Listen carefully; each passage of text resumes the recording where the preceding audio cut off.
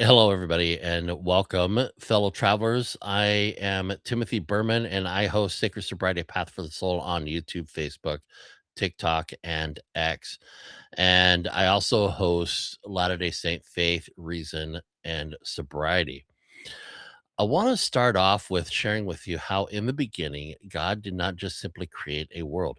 What he did was he created a pattern, a rhythm.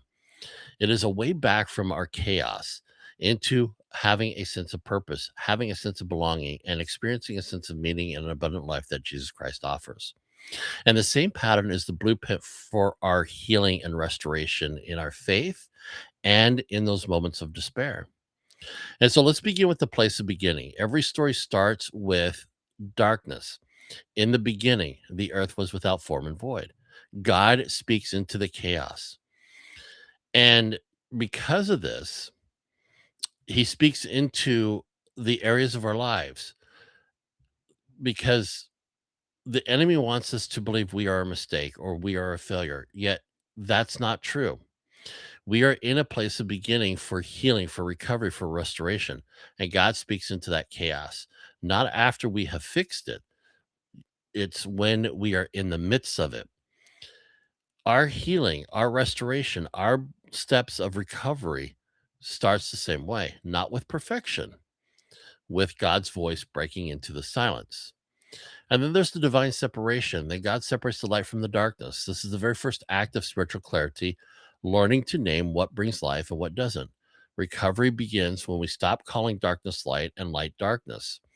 God isn't about shaming us, He's about to show us what stands true. And then we move into the holy expanse because God then creates the expanse. It is a boundary between the waters above and the waters below.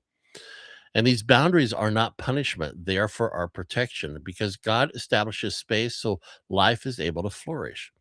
And we need that in our recovery. We need that in our lives because emotional boundaries, spiritual boundaries, relational boundaries are the very expanse that God is saying you are allowed to have space to breathe. And then we find dry ground. When the waters gather and dry ground appears, means that there's order emerging from that chaos. God reveals a place for us to stand. It is a solid, stable, dependable place for us. It's a sacred space for us. And that is in our lives where there's chaos.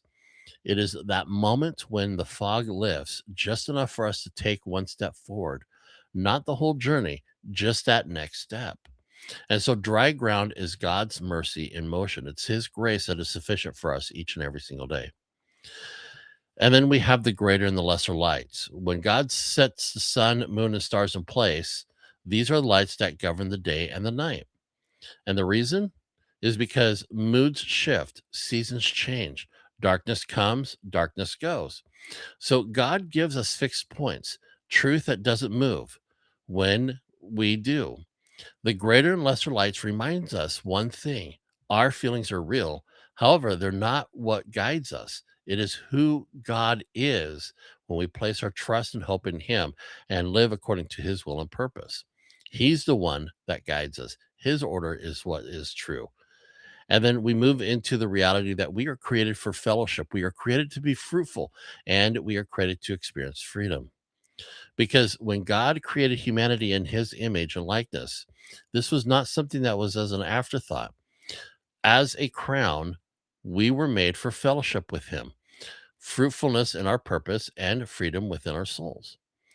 Before addiction, before trauma, before fear, God spoke blessings over each one of us. And then he asks us to be fruitful, to multiply, to fill the earth. In other words, we are to live, we are to grow, and we are to become. So the creation story isn't ancient history, it is our story.